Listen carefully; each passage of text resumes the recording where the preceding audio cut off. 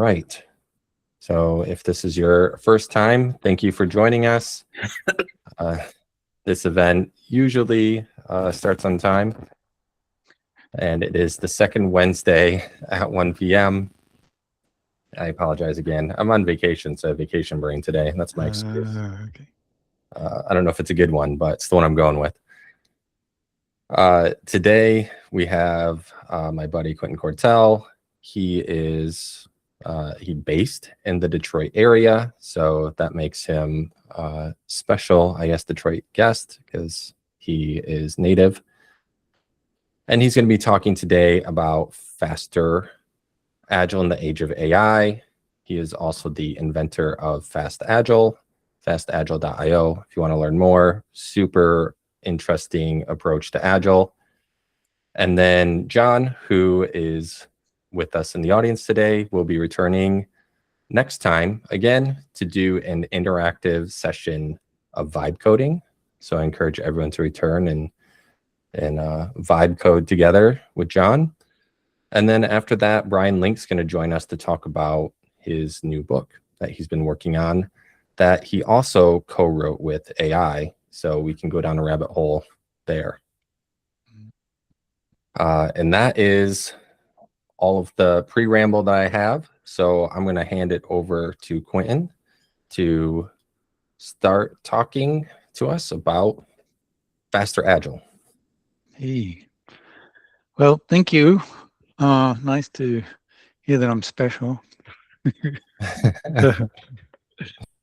You live in Detroit, you become special.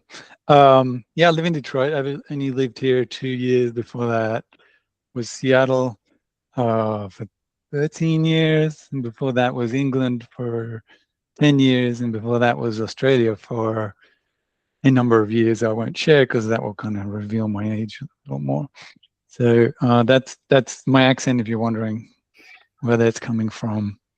So yeah, I was asked to, or given an opportunity to speak on anything I wanted to speak on. I came up with the idea of faster Agile because it's got two meanings to it. So I could talk about fast, which is what I'm known for. I'm the father of an Agile method, which also happens to scale, called FaST. So I can talk about FaST, or I could talk about the other idea was faster Agile in the age of AI, which is what does Agile look like in the age of AI, and what do we need that moves faster than we've currently got? So there's kind of a double play on words there. And so I think I want to start with like asking the audience, what do you want to? Is there something you wanted to hear today? I see Susan nodding her head. Yeah, so I'm not from Detroit, and this is my first time here, so I don't want to monopolize. But I'd love to hear about the given AI and how that's impacting everything. That's really, really interesting and top of mind. Yeah. Okay. Anyone else? I can go there. I'm kind of prepared for both, so I can talk just about FaST, or I could do that too. I think that's kind of a super interesting topic for me. It's bringing up lots of questions. Faster Agile with, oh, cool. All right. Good call, John. Thank you. All right. So let me share a screen. So I've got very minimal, and I can't share a screen. I'm not allowed to share. Brad, can you set me up? If not, we can still work without it. Yeah, so I've got very, very minimal. You should be good now, Quinton. Should be good. Oh yeah, I can see the button now. Preparation for this. Well, I wanted to kind of keep it light. Allow. Okay, let's do a whole window. Let's do this one. All right. Okay.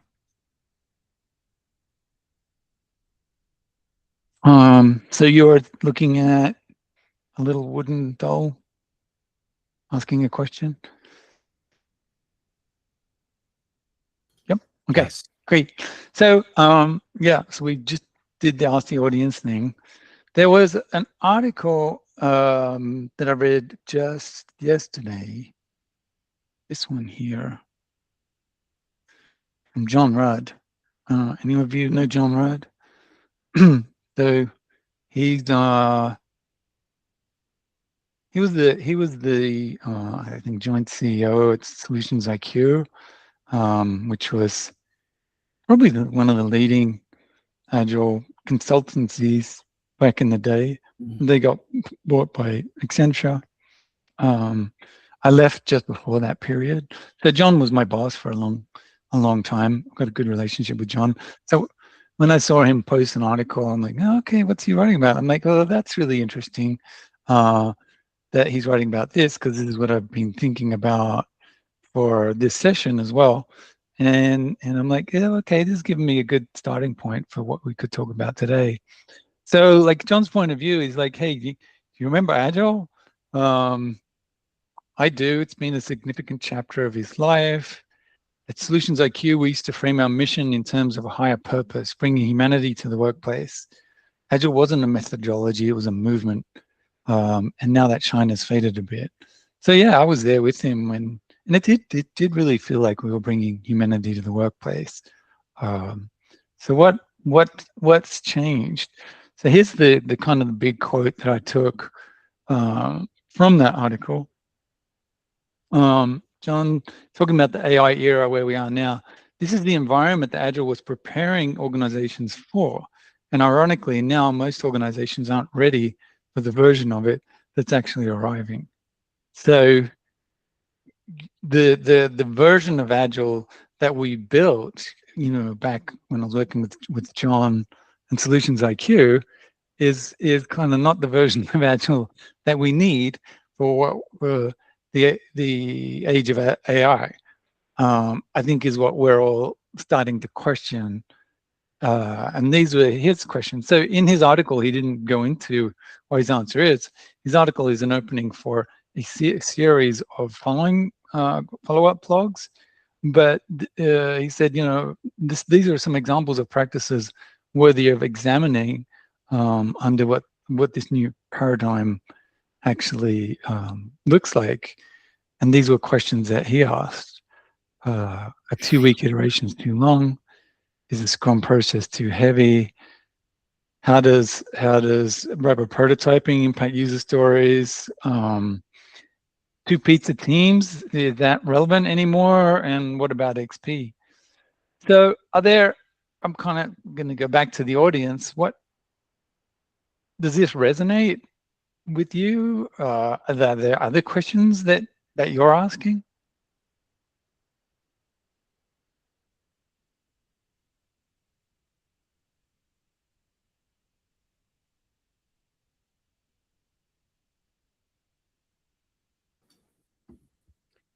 I mean, it definitely resonates with me, especially the piece about the ability to rapidly prototype and what that means for user stories. And a lot of the work that I think I'm finding I and other people are doing with AI is very like me and tool. And a lot of Agile work is sort of like, let's work together to get to the same understanding. And I don't know, like that sort of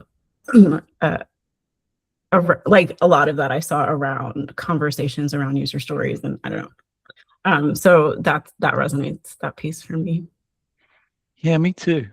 I'm currently, so a little bit about me. So yes, I used to work with John. Back then, I was a agile coach and technical coach. I've been a developer for most of my career, but I've been a development manager. I've been in pre-sales. I've kind of done the gamut of things. I've been on product side as well. So right now, I'm actually with a very, very tiny startup, and this CEO has learned how to use Claude. and our requirements are, here, look, I've built this thing, make this production ready.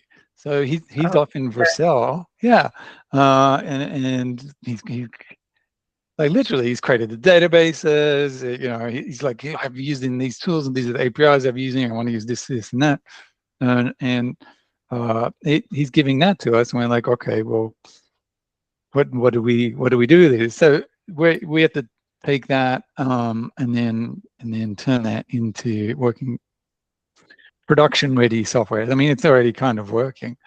So it's a very, very unusual environment. The pros are you've got it's very easy to understand what he's trying to do. You can actually see it. So that's the pro side of it. And I mean, even that I can say, hey, Claude, go look at this prototype. How do I implement this in this environment? So it's almost like, it's not quite that simple, but Claude is now telling us, oh, okay, if that's over there, it needs to be here. These are the things you got to do. So we're even using AI just to move a lot of it over. The frustrating side for me is it's not particularly rewarding. Like, I'm like, well, what business problem are we trying to solve? Like, let me solve some business problems, but I didn't get to anymore. It's like, hey, the business problem is solved. Here's a prototype.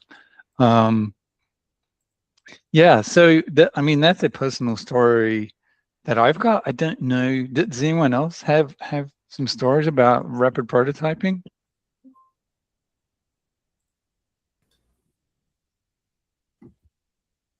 I mean, I can talk more about how it's showing up for me. Yeah, I'd love to hear it. Yeah, I think some of we're getting similar running into similar situations where the CEO or someone up above has built a thing using Claude, a prototype that seems to them fully functional. Mm-hmm. But because it generally sort of solves the way that they've thought about the problem, which is really just kind of the happy path, and doesn't cover or hasn't gone through the thinking that teams will generally do early in the process around talking through edge cases and sort of that discovery where it's not really what comes out of it that's really valuable if there's a document or whatever, but like the learnings that you share, because that hasn't happened. There are like gaps, but there's also a disconnect between how fast this person thinks it can get done and why can't we magic this up with Claude, and the rest of like what we actually need to do. And that revision cycle is old-fashioned and outside of AI and slower, right? I don't know. That's sort of what I'm seeing. Yeah. I also dive, like, if I can dive into anything, if that doesn't make sense. Yeah, I can say resonate everything you just said. Like, oh gosh.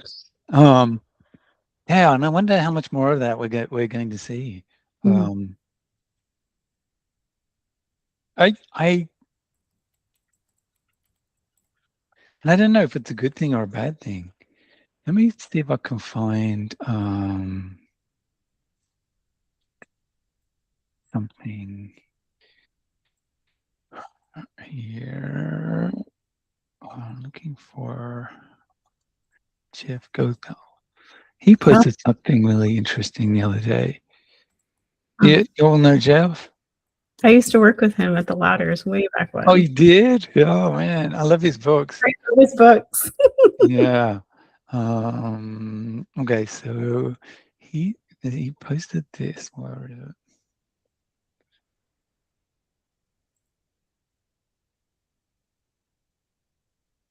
This one. Here we go. Can I make this bigger? I think I can. There we go.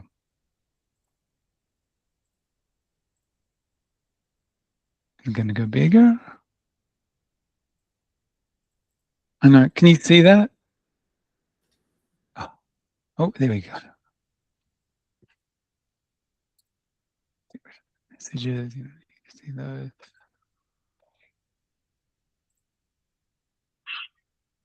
So yeah, Jeff posted this about the AI era prioritization. But what caught my attention here is this prototype first, because that's what's been hitting me and you as well, Suzanne. That sounds like this is becoming a common theme in this AI era.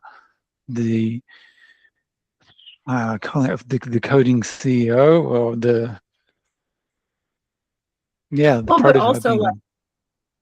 there's this fudging or overlapping of roles that's happening now, right? So like there's the designer that has like this design that they want to sort of hand over that could be a prototype to an engineer that's like useful for them, and they understand it's not like a fully functioning app, but there's still this like desire to do that first in a prototype and hand it off to the next.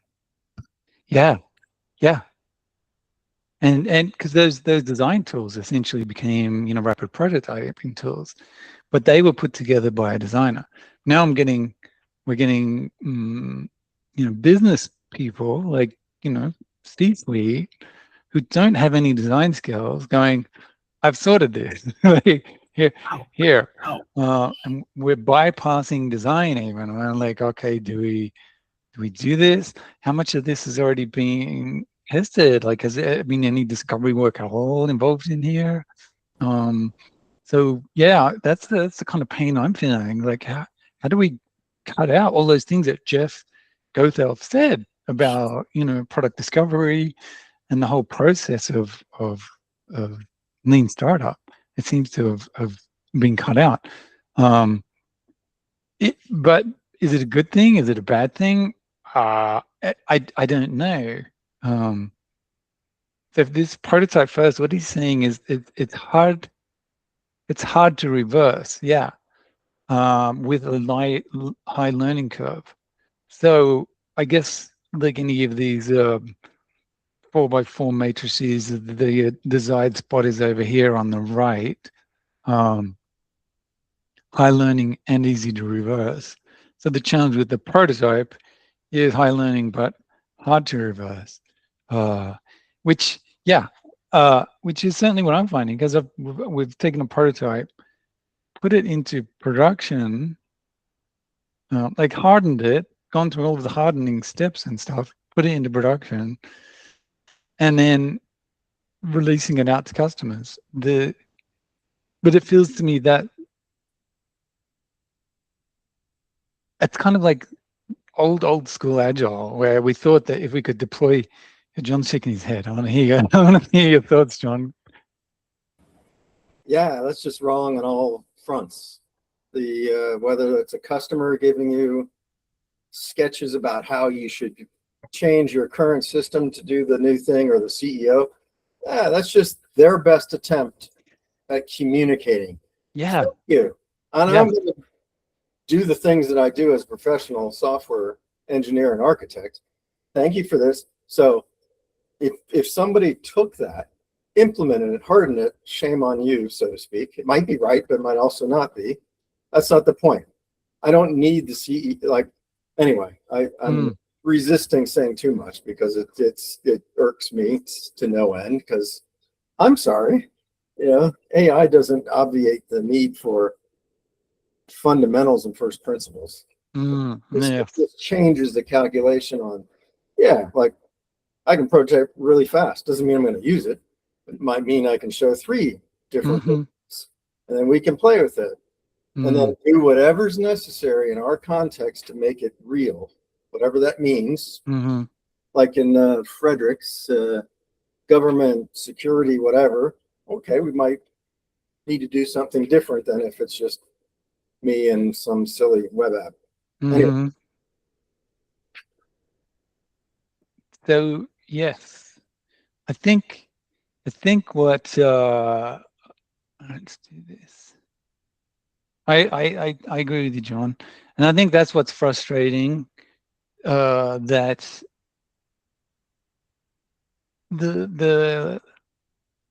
it's not the right way to learn. So let's do a blank. I mean, it's a way to learn. Right. It's a way to learn, but yet we've had so many years of understanding like lean startup concepts, and how to discover what customers really need, right? There's a whole learning around that, and there's a whole process around that, around what I call modern product management, and to bypass that just seems yeah, I think there's the smell. And so we're obviously seeing it. So I'm not the only one to see it. I'm glad. Looks like Jeff's seen it, and we've got people here seeing it. So can I draw on this? I should be able to.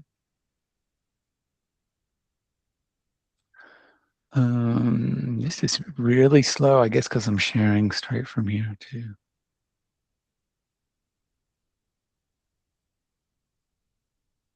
It's not going to let me even draw. Okay, but yeah, I'm trying to highlight. We need to go from here, prototype first, to build it now. How cheap to build, cheap to undo. So how do we take the prototype and then really kind of pick it apart and go back to the principles of like, hey, what's the business problem we're trying to solve? Who is this customer for? How can we test this in an incremental way with the customer? So the idea of like taking a prototype to a customer isn't new. Like, remember paper prototyping? That was a fantastic tool. Like you could actually sit with someone. So the whole like UX and UI learning around that, which is kind of lost. But at least maybe we can say, all right, if we can take this prototype and then pull it apart,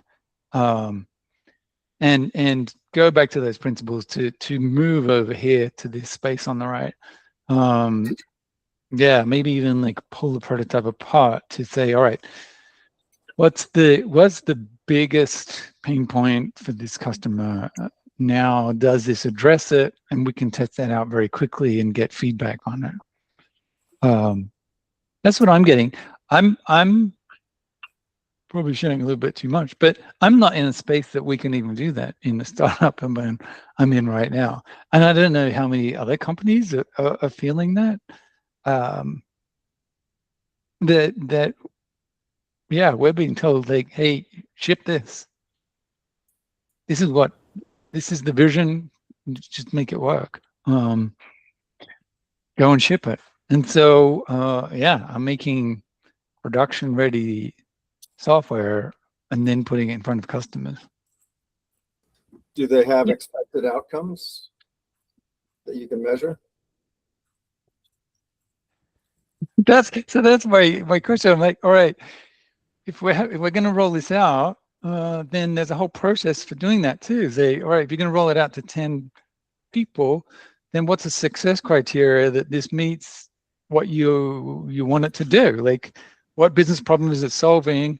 Okay, so what is the metrics associated with that? How do we measure those metrics? So that's what I'm getting back to. Like, this the whole process of product management is now shot because people have an ability to put stuff into production very quickly. They're like, hey, we can bypass all these. I know this is going to work. It's the build it and they shall come. Like come on, I thought we got past this, but it feels like AI has dragged us back to that model. Suzanne's nodding her head. I'm sorry, Suzanne. I keep unmuting because I just want to say yes. Exactly. So that's the exact same pain you're getting? Okay. There's this pressure to either ship faster using AI, yeah, or ship this thing that has been built with AI already, by the folks who are not the subject matter experts in building. Yes. Across like software engineering, product management, all of it. Yeah. And there's like this fundamental almost lack of understanding. Like I wrote like this, I called it baking mystery bread. Like you wrote a blog? Like a silly blog post, and all right, I want to read it. Okay, send it to you. But it's like we can like there. It looks like we're skipping all of the kneading and all of the stuff that and understanding the ingredients and measuring that used to go into like baking bread. And we're like throwing this dough straight into the oven. Yeah. And forgetting, and like when it comes out at the other end and it's not quite doing exactly what we wanted, or it's broken, or it's not meeting user, like solving user pain or whatever, we're confused. Well, why? Right? Or we not subject matter experts. But I don't know. There's just the same confusion where I'm just like, oh, we've done this. We've learned this. And yeah, I love it. My hypothesis is the era of vibe coding and AI will merely accelerate or accentuate what you got going on. And so you're both describing really stupid ways of working. And you can just reveal them faster. It's accelerated a really dumb way. Right. Yeah. Right. But it's kind of revealed the desire that this was there. Because I thought we got over this. I'm like, really? Well, wow. Right. I think business people are always going to want to like get like make stuff faster. Right. And if they have something that looks like it gets them the thing that they want and it looks functional. Oh, I don't know if my internet just went out. No, we got you. We still hear you. Yeah. Did you have a thought, Sonny? Yeah, it's a lot along the lines of where John was going. It's exposing the lack of agile that's in the environment, right? And it's exposing it a lot faster than going through sprint cycles or iterations or those types of things, because it's there. It's right that foundational mindset is missing. And I know, especially here in Southeast Michigan, every leader that I talk to, it's all about output versus outcome. They just want output, right? Yes. We don't care about the outcome. We just want to produce a thing, produce a widget, get it in the market, and I see it here. We have fully embraced AI to the point now where, just like Ford Motor Company, who is now rehiring all those people that they got rid of, fortunately we didn't get rid of anybody, but we're coming to that exact same thing of like, oh no, we used AI doesn't know how to fit everything together, and now we're spending twice the amount of time trying to figure out what AI did, so we can, what you were saying, Quinton, we can make it production ready.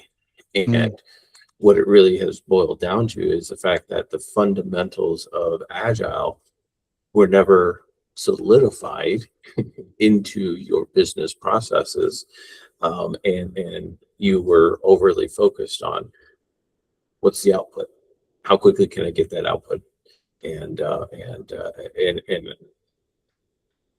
I do find it exceptionally happening a lot here in Southeast Michigan, and I blame the auto industry and the whole assembly line mindset and all those types of things, right? And that's kind of where it is, but that's definitely the struggle I'm seeing.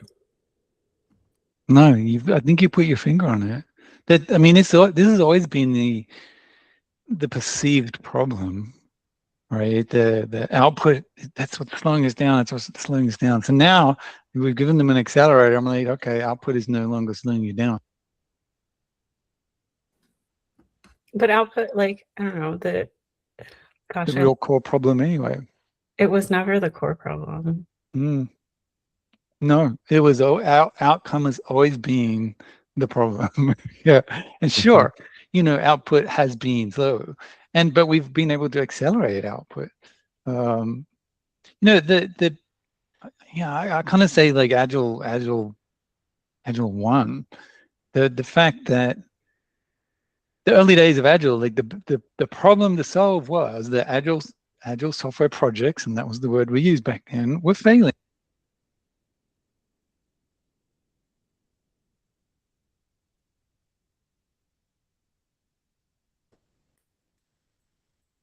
Your mic cut out. I'm cutting out.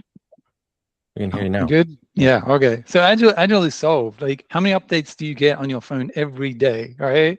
So we know how to produce software extremely rapidly.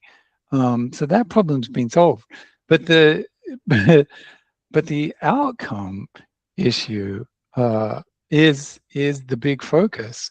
So maybe this is and this always was I guess I'm gonna call it Agile B2, is like, hey, output is solved, so we've moved the problem, now to outcomes. And I kind of said this was the gap in Agile is like modern product management, like which is outcomes over output.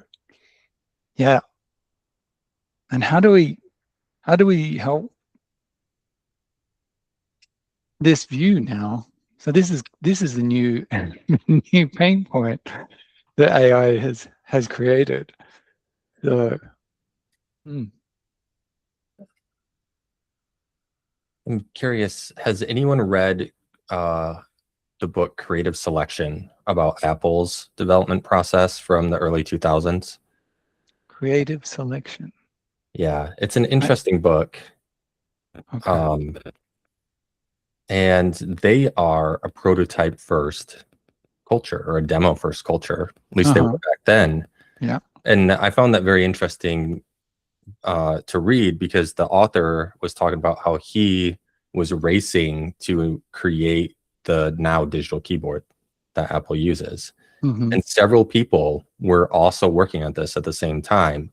And whoever could get it done first and get a demo in front of Steve Jobs, essentially, and he liked it, was who won.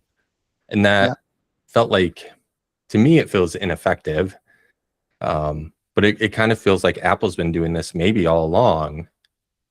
And now with AI, maybe there's lessons to learn there. I don't know. Steve Jobs to me is like the paradox to everything that we do. Like everything that I teach, he, I don't know, channeled a muse or something, because he always had that people don't know what they want until you show them thing, and he just seemed to know what people wanted. I don't think that's reliable.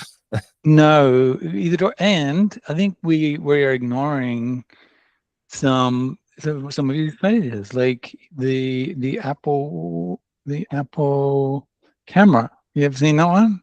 Look it up, John. I've never even heard of an Apple camera. Almost went under because the Apple II. Because I'm a big computer retro fan, particularly the Apple II series. I know the history of Apple really well. They almost went under because their bread and butter was Apple II, and they said, no, the future isn't Apple II. It's going to be other devices, which was true. So then they cut.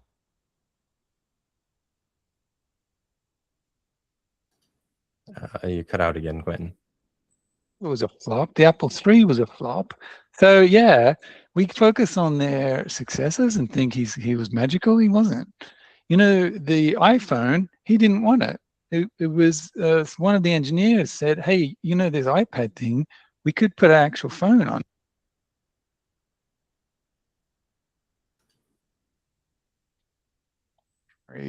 Of the iPhone. I think he's overinflated for his visionary abilities, for the few extremely great successes that he had. And yes, he had a head for business, but there are some huge flops in there.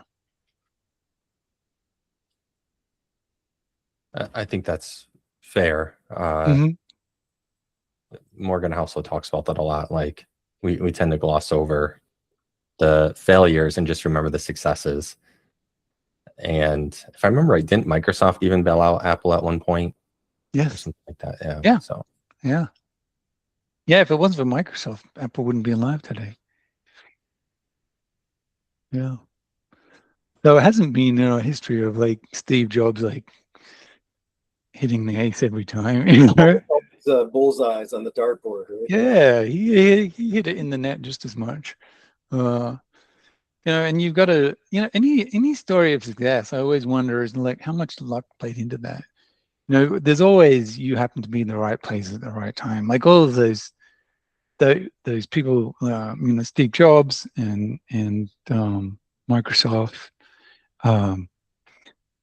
they were there was a huge element of luck.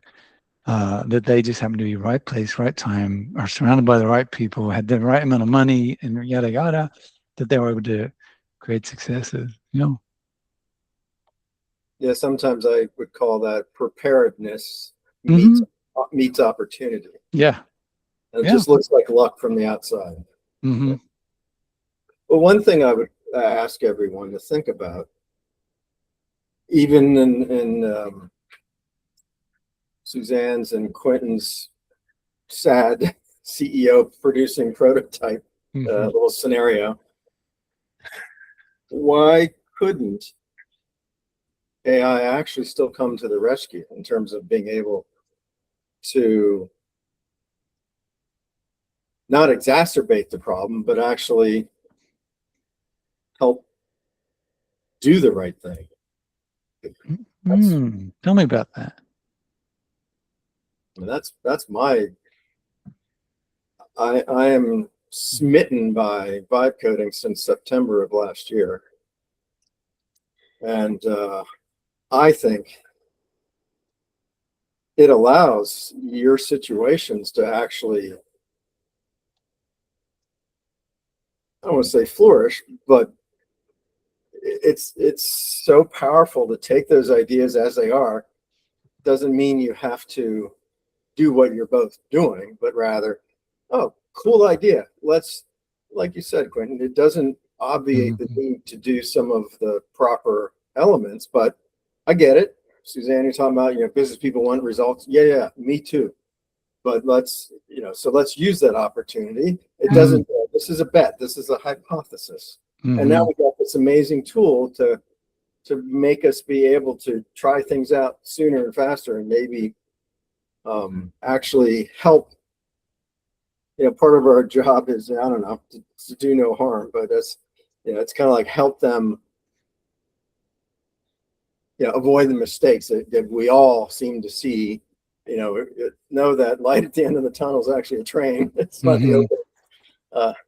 Sorry, but I think now more than ever, if you know the right things to do, so to speak, and the way to go from idea to product or value, AI has just given you an incredible way to dial it in at the right level at the right time. And I'll take a product that I'm building from scratch, and I might be on the third version by the time it starts to smell like a beta or that. I don't even care anymore. I used to care deeply because I wrote most of the code, or the team wrote most of the code. I don't give a crap anymore, especially when you're just trying to find something. So you don't, today with AI, boy, you don't have to be beholden to the repo. Nope. Start again, literally, from scratch. Yeah, code is not the problem anymore, right? Yeah. It comes back to what's the outcome we're after. Yeah. Yeah, and the ideas you learned. Yeah.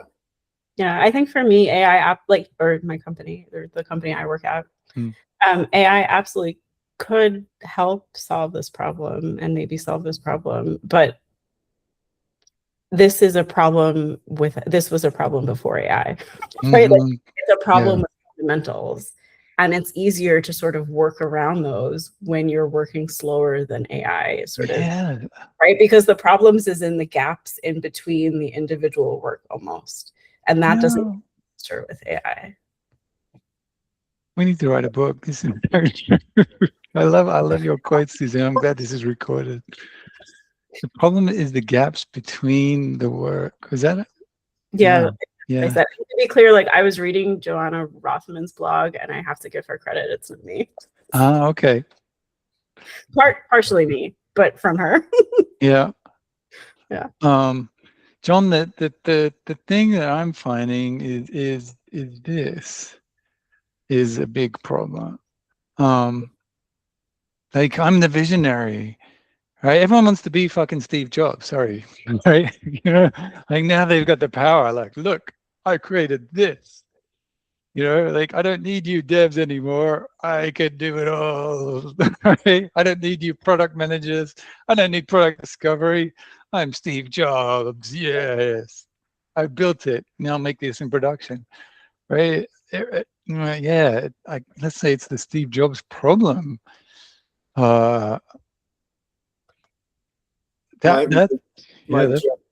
joke about that, Quentin, is there used to be those anti-drug commercials on TV. This is your brain. This is your brain on drugs. Something like it's a terrible thing. I heard about those. I wasn't living here then, but yeah. Yeah, probably not. And Suzanne might not have been born. Oh no, the egg commercials. I remember. Yeah. So I like to joke the ego is a terrible thing to waste. Yeah. So, because what do you do with that? Well, you just stroke it a little bit because we're going to do that. Just doesn't mean I'm going to use your architecture and database design and actual code. Yeah. I might or might not. But no, well, honestly, we're not. So the easy architecture is the easy part. Like AI is really good at architecture too. So I can take this prototype and I can make it into production.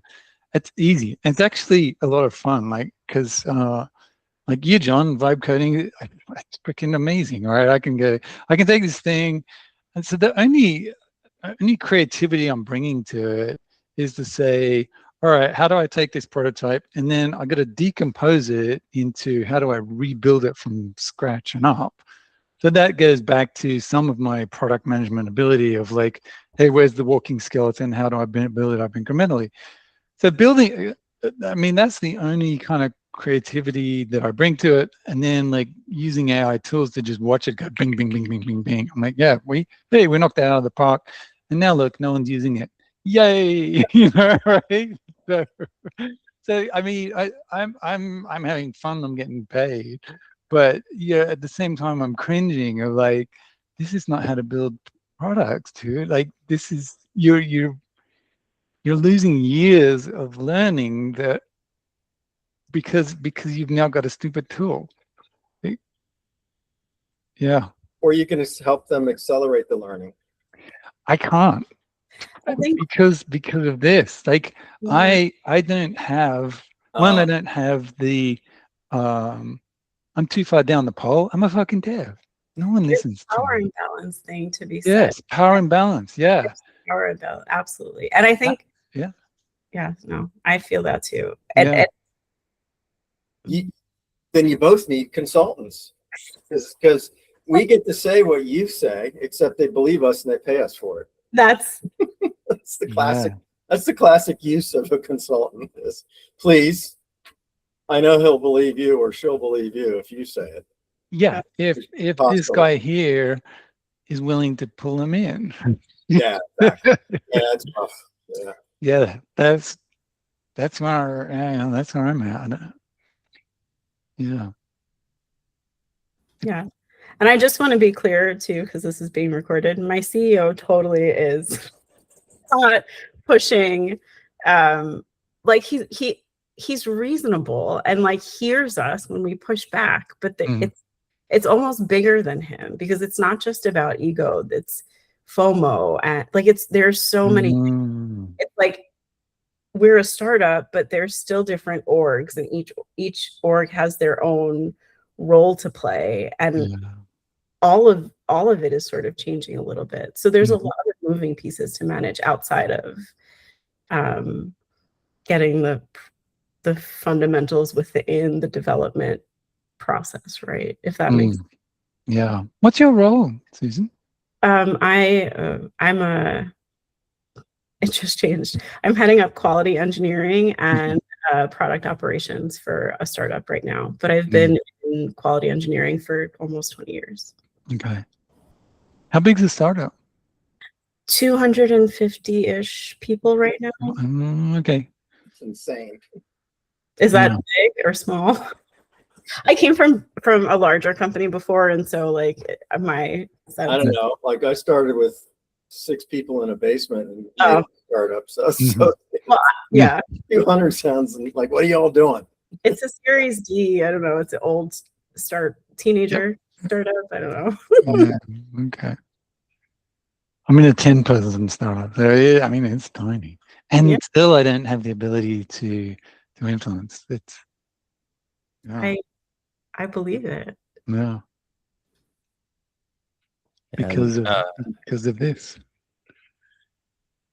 I would be remiss if I didn't mention earlier there was a comment that product is a gap in the Agile industry, which I agree.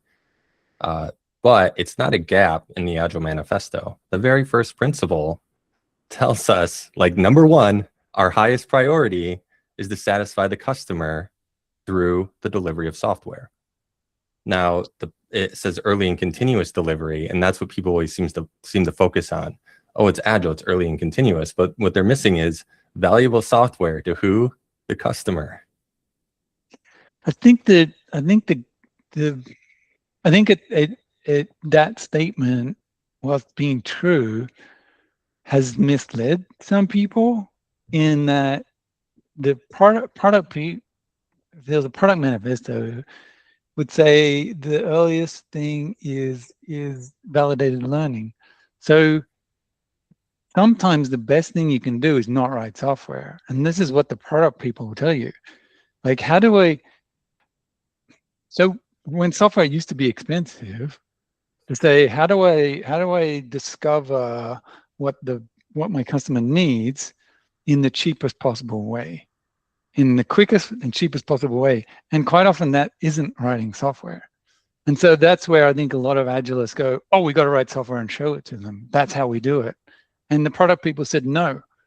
And I think this was the big change with Lean Startup.